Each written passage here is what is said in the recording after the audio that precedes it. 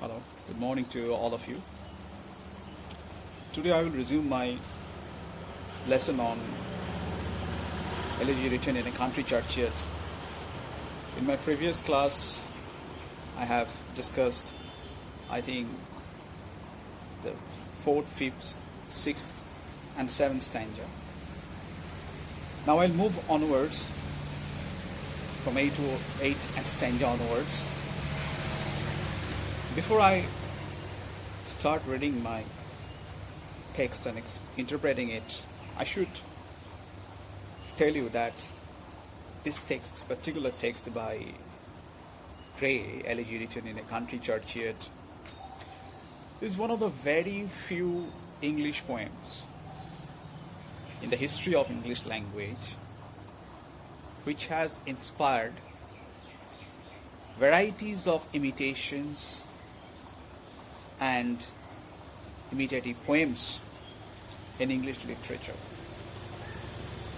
Perhaps very few English poems inspired so much in imitations and inspirations. You can call it inspiration, not imitation. So this is one of the very achievements of this text, that it has inspired so many poets to follow the tone, the pattern, the emotion, and also the subject in their own poetry. The followers include also a famous Victorian poet called Lord Tennyson. Now, let's start reading the text. You should have the text in front of you and read along with me. Now, I have finished 7th stanza, so let me start the 8th stanza. Let not ambition mock their useful toil, their homely joys, and destiny obscure, nor grandeur here with a disdainful smile the short and simple annals of the poor. Now, in our last class, or it was not a discussion, it was just a one-way lecture by me. In that lecture, I told you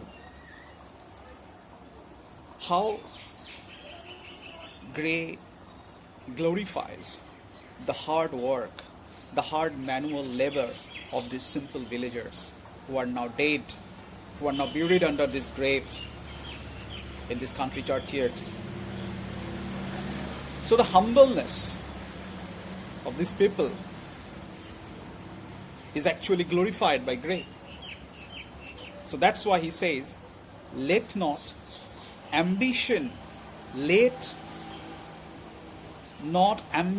mock their useful toil. What does it mean? We should not mock. We means those who are ambitious. So ambitious people, notice how ambitious people have been personified as ambition. So let not ambition means let not ambitious people. Ambitious people are contrasted with these villagers. They are simple. These villagers were simple and are simple. Let them not mock their useful toil. There means those villagers. The useful, the practical. The useful means fruitful to the whole community, to the whole people. Their activities are fruitful. Their activities mean, in the last stanza, look for their activities, their agriculture activities. They are producing crops, fruits, and also driving the cattle. So these were basic professions, although primitive, but these are still the basic professions of these villagers. And these basic professions actually contribute a lot to the art, even to the urban people. So there is a contradiction between villagers and the urban people. The simplicity of these villagers with the ambitious nature of the citizens or urban people. So the poet advises ambitious people should not mock their useful toil as just simple, as just foolish. Their toils, their labors, their hard work are not foolish, are not useless, they are useful. Their homeless joys, also they should not mock their homeless joys.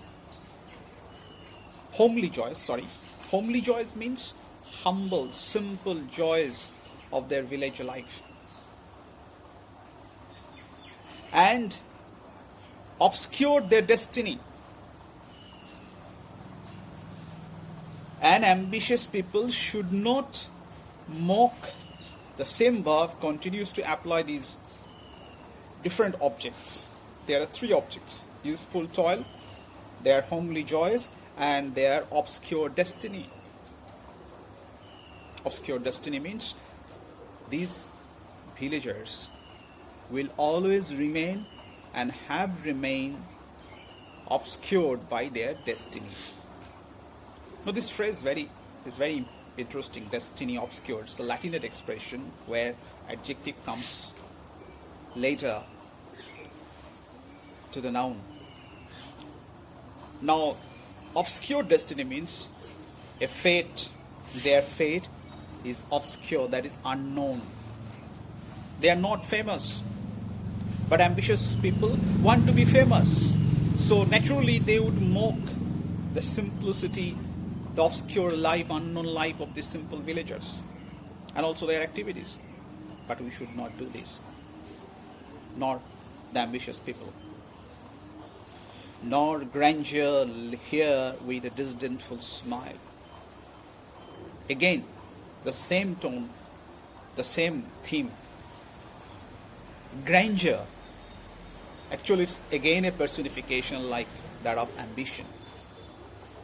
Those who are grand, who lead a grand life, aristocratic life, pompous life. So let not aristocratic people, grand people here with a disdainful smile. Now what is the object of here? The last line. What is the last line? The short and simple annals of the poet. So those people, ambitious people, grand people, should not mock them, mock their activities, should not smile with disdain, disdainful smile. Disdain means indifference, a lot of indignation, indifference. They should not smile in like that way. They should not mock their short and simple annals of the poor. These poor people of the villagers, their life story, annals means history, here means chronology, or their simple life story are very short, and they should not mock this, they should not hear this with this disdainful smile. So what is the central idea of this stanza? Actually, Gray contradicts the people, urban people, those who are very grand, ambitious, and with the life of these simple villagers who are now dead. But actually, these activities in life are just not those of who are dead. Here we have a contradiction of two cultures, the rural cultures and the urban cultures. And Gray obviously here supports the simple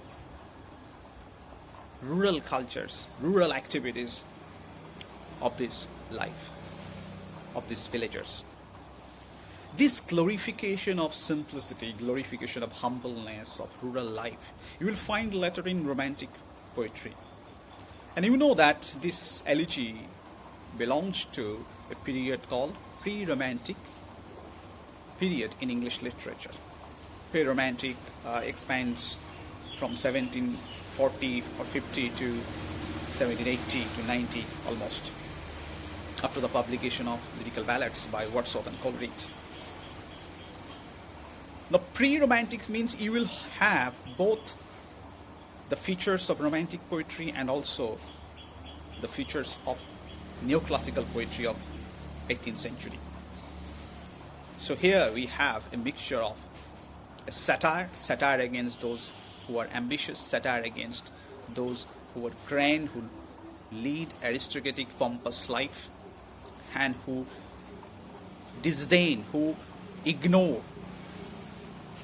who mock this simple life of these villagers. But here, what we find, Gray is glorifying not the urban people, aristocratic people, but the villagers, the simplicity of the villagers. I think it's clear to you. So move on to the next stanza. The boast of heraldry, the pomp of power. These two phrases actually are connected with the ambitious people and the grand people, aristocratic people. They used to have a pride, a boast of heraldry. Heraldry is actually a profession of making coat of arms, making royal ensigns. These ensigns and coat of arms are based on the family history, the genealogy of great people, aristocratic people. So what does it actually mean here? If you paraphrase it, the boast of heraldry means the pride of family history, the pride of the history of aristocracy. Who have this? Those ambitious people, not the villagers. The pomp of power. Who has this pomp of power? These urban people, aristocratic people, not the villagers. And all that beauty, all that wealth ever gave, and whatever is given by beauty and by wealth. So the beauty and wealth, the traditional concept of beauty and wealth, obviously, not just it is spiritual interpretation, it's traditional, literal interpretation of beauty and wealth. Ever gave means ever produced.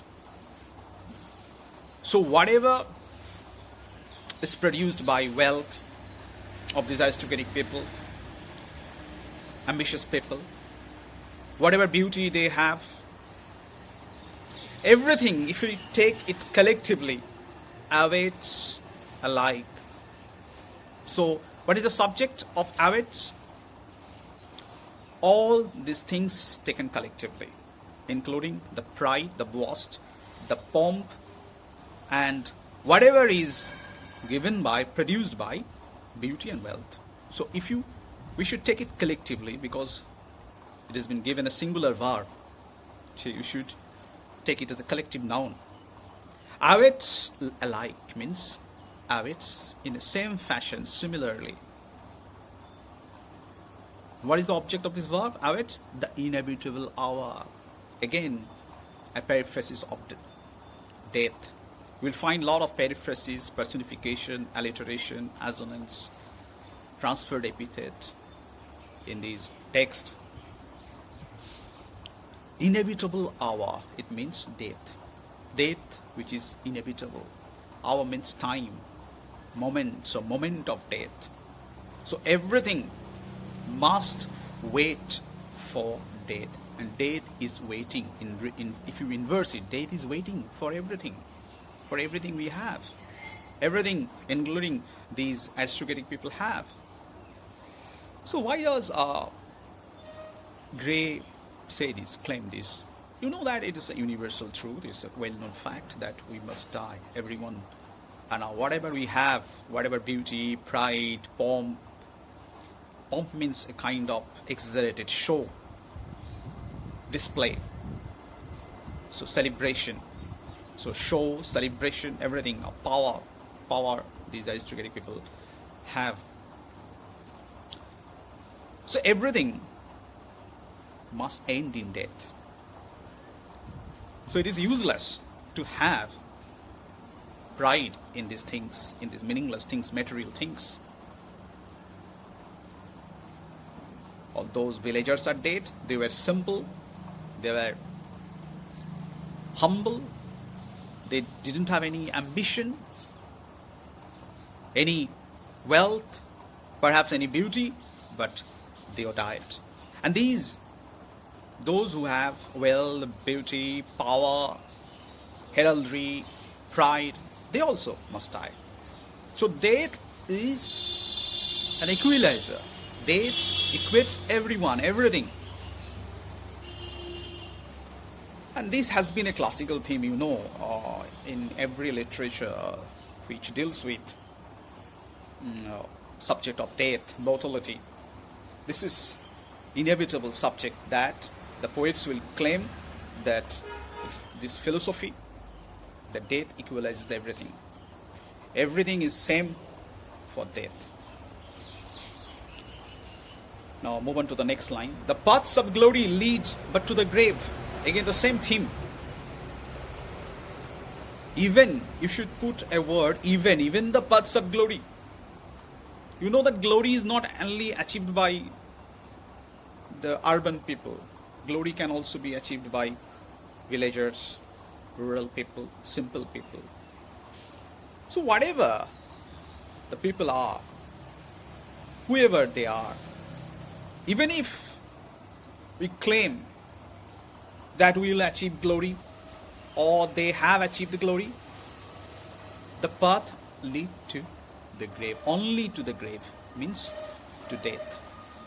Grave symbolizes death.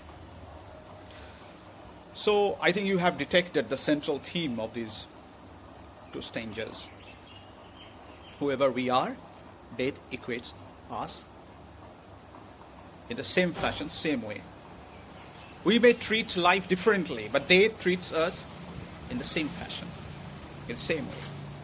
It is universal philosophy of death and mortality.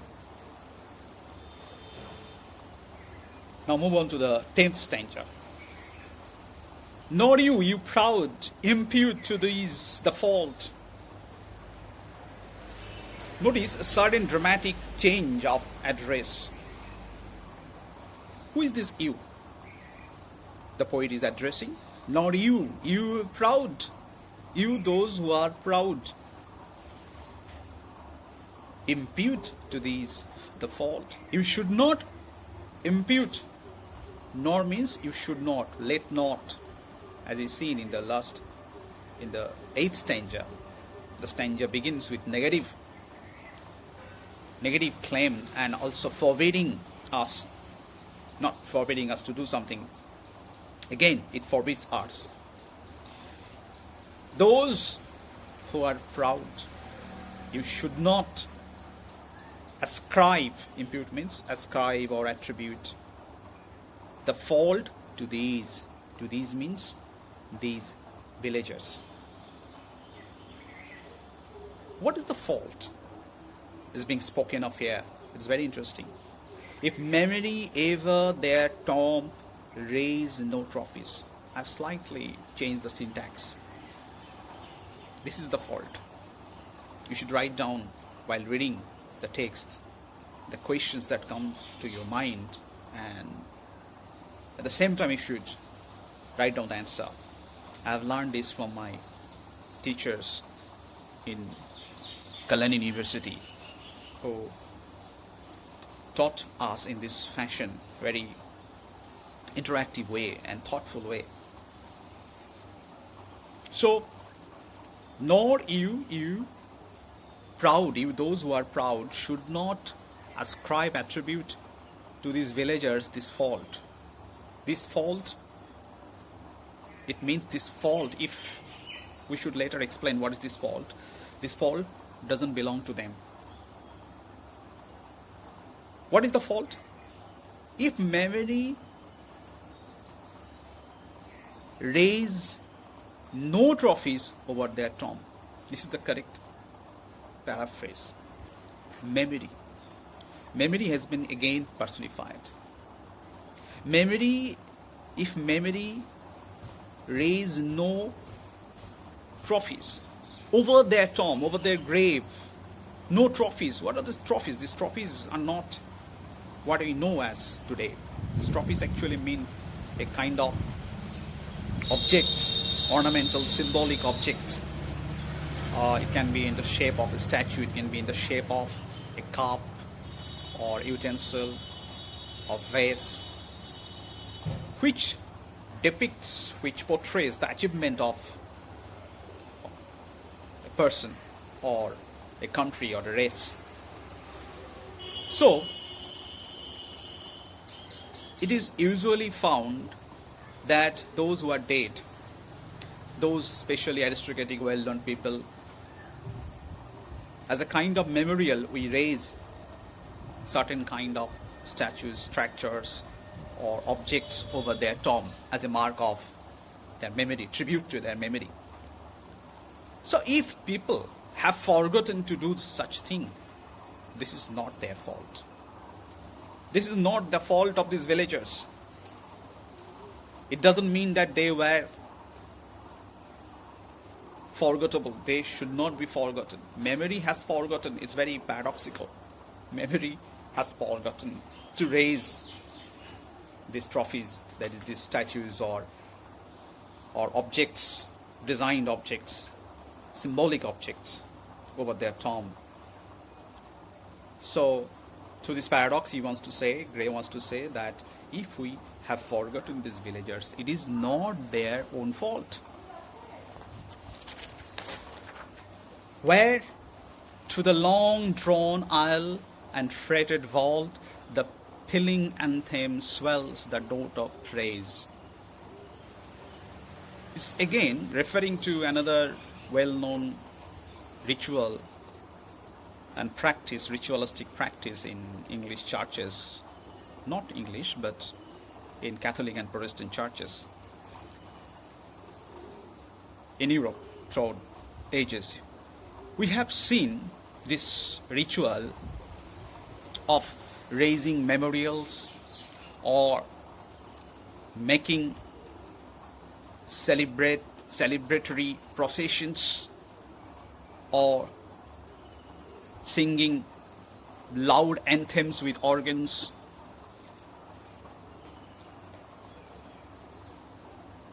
And what they sing in the memory of the, obviously as a tribute to the dead,